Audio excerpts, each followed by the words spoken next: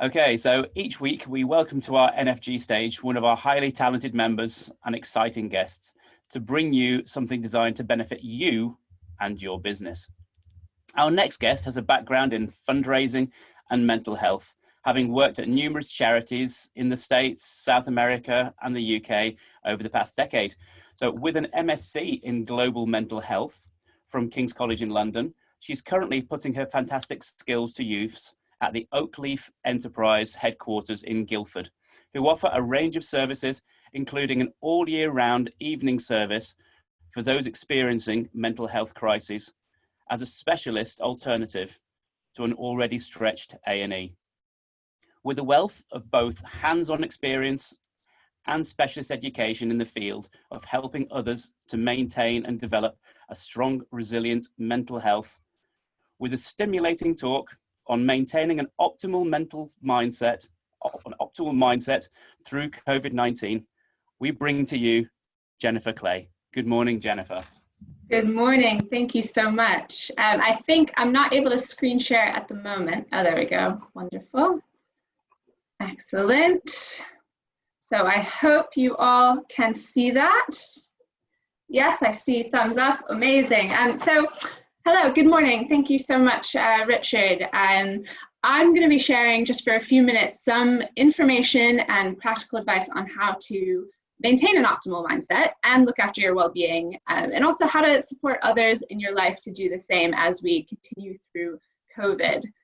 Very quickly, talking about the workplace environment, I think it's important to note that actually, your environment is not just the built environment, the relationships, what you do each day, but it's actually also your own thoughts, your beliefs, your actions. It's your internal monologue. And I think it might be quite obvious that not just hard work and effort and ability is important, but also having belief in yourself. But that can be forgotten. And having that belief is so crucial. And that can also be difficult to hold on to when you're going through difficult times in your life, or when you're struggling for a variety of reasons. Not going to read through the stats, but essentially before the global pandemic, approximately 1 in 4 people struggled with some sort of mental health problem each year. So that has only gone up. And with that in mind, I wanted to frame this conversation around something called the mental health continuum, essentially to share that just like physical health, we all have a mental health, and where we are in this continuum changes throughout life, and it's never in a fixed position. So just something to keep in mind as we talk about this. Now, thinking about life stressors, we all have them. We all have them perhaps even more so over the last several months. So if you think that we all have a stress container, every one of us, and each week stress comes in like water, fills it up. And if it overflows, that's when larger problems develop. We all have helpful coping strategies that you can think of, like a tap letting water out each week. Those are things like, your hobbies, spending time in your relationships, sleeping well, eating well, all of those things. We also have unhelpful coping strategies. Now, these get a bad rap, but they do help you get through the day. That could be working incredibly long hours to distract yourself from the stress, not sleeping. I think the important thing with this is just asking yourself to consider your own stress container. So give yourself some time each day, each week to self-reflect and ask yourself the question, how am I coping? And perhaps write down, what are my current coping strategies? Have some of those the ones that were helpful, are they no longer possible because of COVID? What's unhelpful? And writing that down can be quite helpful. Taking care of yourself is obviously important before you can help others.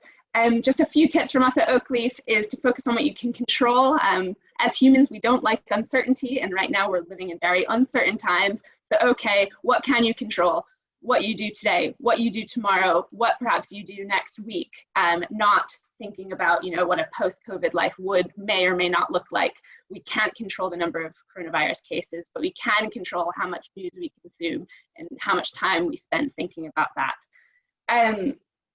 Practicing gratitude, it's become very a buzzword. Oh, what's 5 things you're grateful for? But actually, regardless of how you do it, self-reflecting and writing down thoughts about how you're feeling can be just incredibly helpful They can make internal experiences tangible while unpacking and shifting your thoughts. So actually the process of writing down those thoughts can put some separation between perhaps your inner dialogue and whether or not you want to believe that.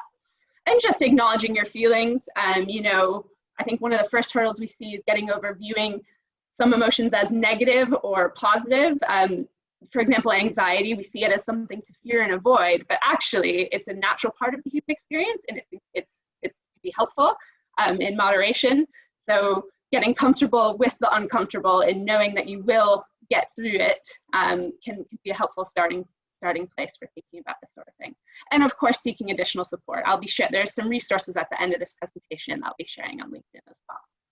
I want to briefly just touch on the STOP technique, because anxiety is something that I think more people are experiencing, and it's just a good thing to just have in the back of your mind, in your toolkit.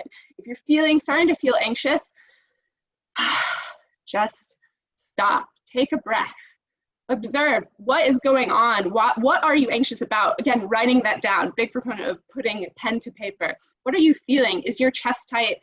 Are your shoulders tight? Pulling back, you know, and we don't have to believe everything we think, and that might be a simple turn of phrase, but it is important. Thinking about what advice would you give a friend, and then probably one of the most important things that we say is to have a list pre-prepared of things that have helped you in the past when you have felt this way. Now, this doesn't have to be just anxiety. This could be when you're feeling upset, angry, low, anything that you might classify as kind of an emotion that's you struggle with. What has helped? Is it been just running out the door and sprinting down the street for 10 minutes, getting that anxious energy out physically? Is it speaking to a specific friend? Is it listening to music? But having that pre-prepared list that you don't need to try to think about that when you're struggling can be very helpful. Now, in terms of supporting others, you know, this is networking for good. We can all do so much to support our peers, especially in, you know, small businesses when perhaps you are working alone or don't have that larger team support. It's important to try to pay attention to others in your network.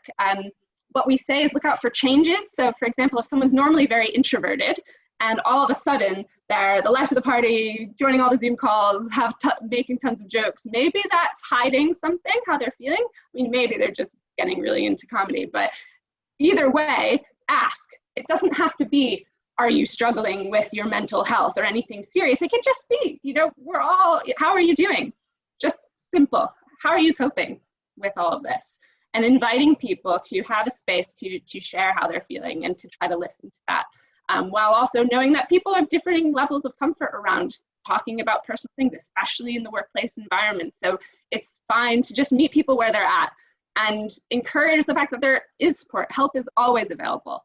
I would also highlight wellness plans. You know, they can get all convoluted and it's something that needs to, you know, take lots of time or resources, money.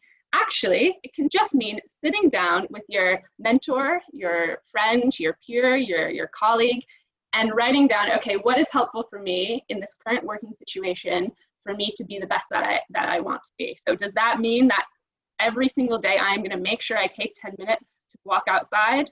Is it that I'm going to make sure I talk to that colleague who inspires me? It's putting down the tangible things that you know have helped you in the past to feel better and therefore be able to, you know, work through this situation with, you know, an optimal mindset. And I would say if I left you with one thing, it was to create space daily or weekly, and it can be literally having a half-hour reminder in your calendar on a Friday afternoon to consider, what's your mindset been this week? Where has your head been at? You know, how am I feeling? And writing down the answer to that, and then looking at the pattern and in that space doing the same for those that you know and care about. Finally, just briefly, Oakleaf, we do mental health first aid training, including virtually. And actually, we're holding a half-day mental health awareness training on the 22nd of September in the morning, and I'm happy to offer a 20% discount to any Networking for Good members or referrals. So if you're interested, let me know. But regardless, I just hope that from this very speedy overview, you get the reminder that your own mentality, your own mental well-being is important, and in fact impacts every other aspect of your life, and just take time to consider it. So yes, thank you so much. I'm going to stop screen sharing.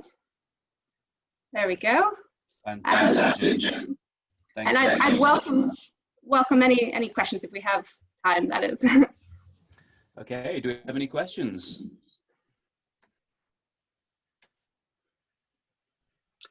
Okay, I've got a question. Adrian. Is your course on the in September, is it virtual or is it in person? Yes, it's virtual. So it's a half day and you receive a certificate after it. It's an official training, not led by me. It's by a mental health first aid trainer. We follow the internationally recognized MHFA England program there. So I can share details of that. It'll be the morning of Tuesday, the 22nd of September. Yeah, brilliant, thanks. Thank you. Okay, any other questions? Yeah, Adrian. Yeah, just I think you kind of, I think you rushed through it a little bit in terms of that last bit you said about if I could give you just one piece of advice. Could you just go through that again? Because I can't write it down. So we live such busy lives, right? We all have so many competing priorities, and it's very hard to sort out what those priorities are. What we have learned through kind of supporting people who have struggled with their mental health, and actually just even in my own personal experience, carving out space to be purposeful with considering your mental well-being can be hugely impactful to make positive changes to improve that going forward. So that could be, for me, a half hour on a Friday where actually it is fruitful from a professional point of view to take 30 minutes to ask myself how my week's gone and literally physically write down the answer to the question, how am I coping? What have I done to cope well this week with life stressors? And what perhaps have I done not so well or can I work on? And then think, hold on a minute, have people I've spoken to, how have they seemed? Should I reach out to them and ask them that question, or be able to signpost them to, resources? And it doesn't have to be, you seem like you're struggling, you should check this out. It can just be, I got past this and I'm sending it on to my contacts because people I know have found it useful. It doesn't have to be targeted. It can just be spreading the knowledge and therefore the support. Fantastic. Brilliant. Thank you. Great answer. Jen, do you mind me asking, do you have a mini version that we'd be able to share? I've got a friend yesterday who put a post out saying, I've been struggling on and off. And I thought if somebody's actually saying that on the social media, they're obviously struggling. Definitely. That's 100%. That's definitely a call for help. And what you can do is you can just private message them. The one good resource I'd share is actually the Mental Health Foundation have a online resource library that's very COVID specific, and it's very niche. So you can send information on people experiencing redundancies or financial troubles or just working at home with kids. So it's mentalhealth.org.uk, I believe, the Mental Health Foundation. The resources are just fantastic, and they then signpost to others. So it's a good kind of one-stop, I would recommend. I'll ring her and say that. Thank you. Fantastic. That's absolutely brilliant. So what I will say is, unless there are any more questions, please shout out because I can't get you all on my screen. I'll say what a fantastic talk from Jennifer on maintaining an optimal mindset through COVID-19. So obviously, given the importance of this topic to each and every one of us, I know that, Jen, you're offering all of our attendees a range of fantastic resources which will be available within one of the posts within the Networking for Good group, which hopefully you are all members of and actively able to look at.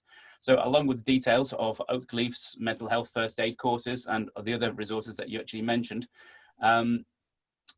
I wanted to also say thank you very much for coming on and for giving us that. And therefore, if I can actually ask everybody to kindly unmute yourself, you can with an Alt-A or a Shift Command-A on a Mac, you can actually unmute yourself so we can actually give Jennifer a round of applause. Thank you, Jennifer. Thank you very much. Ooh, brilliant. Lovely. And if you want to know more about our up-and-coming NfG education slots or have any suggestions, please feel free to reach out to myself or to any one of the NfG team. And on that, what I will say is if we can hand now back to the studio, back to Adrian. Thank you, everybody. Thank you.